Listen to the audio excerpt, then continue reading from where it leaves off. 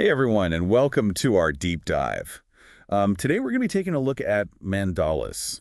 Yeah, these intricate circular designs we see all the time in Eastern iconography. Exactly. And we're going beyond just, the pretty pictures, Yeah, we're going to be uncovering their deeper meaning. right? Yeah. And we'll even be exploring, how Tibetan Buddhist monks create these incredible sand mandalas. Yeah, I think what's really interesting is how the structure of a mandala kind of mirrors these patterns we find everywhere, from like the human psyche to even classic storytelling. Okay, now I'm really interested. So where do we even begin with something like this? What are like the core elements we should know about? Well, at the heart of it, a mandala has a small circle. It's nestled inside a square, and that square is encompassed by a larger circle. And these three basic shapes actually represent stages of consciousness, almost like chapters in a story. Interesting. So it's like a map. It is a map. Think of it as a roadmap of the mind. That small inner circle symbolizes that, like, blissful unity of infancy. Like, imagine a baby's consciousness. There's just pure being. There's no separation between the self and the world. Carl Jung actually called this unconscious perfection. Oh, that makes sense. Yeah, I mean, we all start there, right. but then we grow up and things get a little more complicated. Exactly. And that's where the square comes in. With its defined boundaries and corners, it represents the development of the ego. We start, categorizing our experiences. We begin to grapple with opposites like good and bad, right and wrong. Yeah, we're trying to make sense of it all, but Yeah. that can feel pretty chaotic at times. Oh, absolutely. It's during this square stage, where we encounter a lot of our psychological challenges. And Jung actually believed that confronting our shadow self, those aspects of ourselves we tend to repress, is a key part of this phase. Wow, yeah. That's really resonating with me. So where does that outer circle fit into all of this? Is that where things kind of smooth out? Yes, in a way, the outer circle represents reaching a higher level of consciousness. You know what Jung called conscious perfection. But it's not about erasing the experiences and complexities of that square stage. It's more about integrating them, transcending limitations, and then returning to a sense of unity, but with a much deeper understanding of the world. So it's not like regressing back to infancy. It's more like progressing towards a holistic awareness. Exactly. And we actually see this reflected not only in psychology, but also in classic storytelling. Think of the Odyssey. Odysseus leaves home, right? He Yeah. faces all these trials and tribulations, and then he returns completely transformed. He integrates all those experiences into a new understanding of himself and the world. Yeah, you're right. It's like the hero's journey mirrors the structure of the mandala itself. It's Right. amazing how this simple symbol can be so deep. Yeah. But you mentioned sand mandalas earlier. What makes them so unique? Well, I think beyond just the visual beauty, sand mandalas offer this really powerful lesson in impermanence. Tibetan Buddhist monks, they create these intricate designs painstakingly grain by grain, but then they dismantle the entire thing upon Wait, completion. they destroy them. That seems counterintuitive after all that work. Yeah, it might seem that way. But the destruction is actually a profound teaching. It reminds us that nothing is permanent. Everything is in constant flux. So it's like this idea of non-attachment, which is a really tricky concept. Yeah. How does the sand mandala help us understand that better? Well, think about it. The act of creating something so intricate and beautiful, only to just let it go. It's a really powerful metaphor for releasing our attachment to, things, ideas, outcomes in our own lives. So by watching this creation and destruction, it's like we're seeing the cycle of life and death and the importance of letting go. Exactly. It's a reminder that clinging to things creates suffering, and true freedom comes from embracing impermanence. Okay, I can see how that ties in. Yeah. But how do we apply this to our daily lives? It's easy to talk about, but putting it into practice is hard. Yeah, that's a great question, and it's something I think we should dig into. It is easy to talk about non-attachment. Putting it into practice, that's the challenge. Yeah. But I think the Sand Mandala gives us a framework for understanding it. Yeah, maybe it can even help us approach the complexities of our lives with more grace and ease. Exactly. Okay, so we've covered a lot today. We've learned the mandala is more than a pretty picture. It really is. It's a map of consciousness, a reflection of the hero's journey, and a powerful reminder of the impermanence of all things. And that impermanence is really the key to unlocking a deeper sense of peace and freedom in our lives. It is, and I'm so eager to unpack that further. We'll be back soon to dive deeper into the practical side of all of this. It'll be fascinating. See you then. Welcome back. I'm still thinking about that sand mandala as a metaphor for non-attachment. It's powerful. But I have to say, putting it into practice, it's a bit daunting. Where do we even begin? Yeah, it is challenging. Letting go is never easy. Hmm. But the beauty of the mandala is that it doesn't just give us the concept, it gives us a process. Remember those 3 stages we talked about? The inner circle, the square, and the outer Yeah, circle? chapters in our own stories. Exactly. Each one offers clues on how to actually practice non-attachment, that inner circle, representing the unity of infancy. It reminds us of a time before attachment even took hold. It's that state of pure being, free from clinging. So it's not about being emotionless or indifferent. It's more about tapping into a different way of being. Exactly. It's about cultivating that inner peace and contentment that doesn't depend on outside circumstances. Then we move to the square stage. Right. We encounter challenges, we develop our ego, and that's where non-attachment becomes even more important. Because that's when we start to define ourselves by our possessions, our relationships, achievements. Exactly. And that's natural. It's part of being human. Yeah. But the key is to not let those things become the only source of our identity or happiness. That's when attachment turns into clinging, and clinging leads to suffering. It's like holding on to sand. Yeah. The tighter you squeeze, the more slips through your fingers. And the irony is by trying to control everything, we create more anxiety and stress. Such a great analogy. The sand mandala reminds us that we can't control the flow of life. Change is going to happen. Things come and go. By clinging, we're only setting ourselves up for disappointment. So how do we shift that perspective, loosen our grip, embrace impermanence? How do we do it? Mindfulness is a really powerful tool. By becoming aware of our attachments, the things we're clinging to, we can start to question them. Are they truly serving us? Or are they causing more stress than peace? It's like shining a light on those areas where we're just holding on for dear life and then asking ourselves, is there another way? Exactly. And sometimes letting go might mean making a tough decision.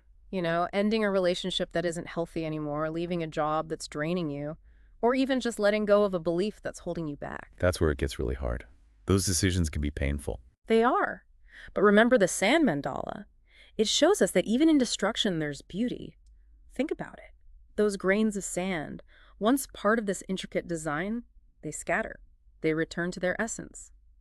It's a visual reminder that endings can also be beginnings. I never thought about it that way. Oh. So it's not about denying those emotions. It's about reframing them, seeing them as part of a cycle. Precisely. Letting go doesn't mean we become robots. It's about acknowledging the feelings, allowing ourselves to grieve what's lost, and then trusting that something new can come from that empty space. This is starting to make sense. So it's not about indifference. It's about finding a different way to be in the world, less control, more acceptance. And that acceptance, that willingness to let go, that's what allows us to move towards that outer circle of the mandala. It's an active choice, embracing life fully, joys and sorrows, knowing that nothing lasts forever. It's like that saying, this too shall pass. Goes for the good and the bad. Exactly. Recognizing that we can savor the good without clinging, and we can weather the storms knowing they won't last. This makes me think about the monks who create these mandalas. They don't mourn when it's destroyed. They see it as part of the process, returning to the source. That's a beautiful point. It highlights a key part of non-attachment. It's not about denying the value of things. It's about recognizing their impermanence. So we can appreciate a relationship, a job, a possession, without making them the source of our happiness? Absolutely. It's about changing our thinking from, I need this to be happy, to, I can appreciate this while it's here. It's subtle, but powerful. This is also insightful. But is there a danger in taking this too far? Could it lead to detachment or apathy? That's a great question. It's important to understand non-attachment is not about disconnecting from life or suppressing emotions. It's about finding balance between engagement and detachment. So not being indifferent, but being present without getting lost in the current. Exactly. Being in the world, but not of it. Experiencing life fully, but not letting those experiences define you or dictate your emotions. It's like we're learning to ride the waves instead of being tossed around by them. You got it. That's the heart of the mandala's wisdom. I feel like we've only scratched the surface. We have. And that's the beauty of it. There's always more. But we've got a good foundation for how this ancient symbol can help us in our modern lives. We do. And maybe by embracing this wisdom, we can find greater peace, freedom, fulfillment. That's a journey I'm ready for. And to our listeners, we encourage you to join us as we keep exploring. We've talked about the personal journey reflected in the mandala and how it helps us navigate the world. But I feel like there's something bigger here, a bigger picture. Yeah, you're right. Just as the mandala guides us through those stages of personal development, it also points towards something much grander, that interconnectedness with the universe. Okay, now that's interesting. How does this ancient symbol connect to something as vast as the cosmos? Well, remember how we talked about each grain of sand representing a tiny piece of a larger whole? Yeah, like those individual grains coming together to create this magnificent design. Exactly. And it's a powerful metaphor for our place in the universe. Each of us, we're individuals, but we're also part of something much bigger, like a cosmic tapestry woven together. So we're like those grains of sand, each one contributing to the beauty and complexity of the overall design. Exactly. The mandala, with its patterns radiating circles, it shows us that connection. We're not isolated. We're all part of this intricate web of life. I see how the mandala can be this lens to view not just our personal journey, but our Right. relationship with the universe. Right. But how does that play out in our lives? What does it mean to be part of this grand mandala? Well, for one thing, it brings humility. When we see ourselves in this cosmic dance, it's harder to take ourselves too seriously. Our dramas are important, Yeah. but they're part of a much larger story. It's like zooming out. Our problems might seem smaller, but we see those connections more clearly. Exactly. And it also brings responsibility. Because if everything is connected, then our actions, no matter how small, they have ripple effects throughout that web. So it's not just about us. It's about how our choices impact everyone and everything. Absolutely. We're not just individual actors. We're participating in a collective drama. And our choices, they can create harmony or discord in that larger system. That's kind of intense. It Yeah. makes you realize how much power we have to create Yeah. good or bad. It does, but it also shows the incredible power we each have to create positive change. Like that single grain of sand contributing to the mandala, each act of compassion, generosity, understanding, it can ripple outwards and change the world. It's a powerful reminder that we're all connected, and our actions have consequences beyond ourselves. And that awareness, it can be both empowering and humbling. It asks us to live with intention, to think about the impact of our choices, not just for us, but for the whole web of life. I'm getting it, but I have to admit it's a little overwhelming. The world has so many problems. Sometimes it feels like one person can't make a difference. I get that. It's easy to feel lost in the enormity of it all. But remember the mandala. It's not just the big picture. It's also those individual grains of sand, each one unique and essential. So even though we're part of something vast, our individual contributions still matter. They do. Every act of kindness, every effort to make things better, every step towards understanding and compassion, it contributes to the well-being of the whole. It's like creating our own little mandala within that grand design. That's a really beautiful thought. It reminds me of that quote by the Dalai Lama. If you think you are too small to make a difference, try sleeping with a mosquito. Oh, I love that. It's perfect. Even the smallest beings can have a big impact. And when we join together, when we recognize our connection and work for the good, we can create real change. I'm feeling hopeful now. It's like the mandala has given us a guide, not just for understanding ourselves, but for understanding our place in the universe. And it doesn't end there. It's a symbol of infinite potential, a reminder that there's always more to learn, more to integrate. So as we wrap up our deep dive, what's one thing you want our listeners to think about? As you go through your life, can you see yourself as both a unique individual, MND, a vital part of that larger whole? How would that change your choices, your actions? That's a great question. And I think it's one we'll all be thinking about for a while. And for our listeners, if you're curious about the mandala, keep exploring. It's a journey that can lead to greater understanding, compassion, and a deeper connection to the universe. Thanks for joining us. It's been a pleasure. Until next time, keep seeking, keep questioning, and keep expanding your understanding of the world and your place in it.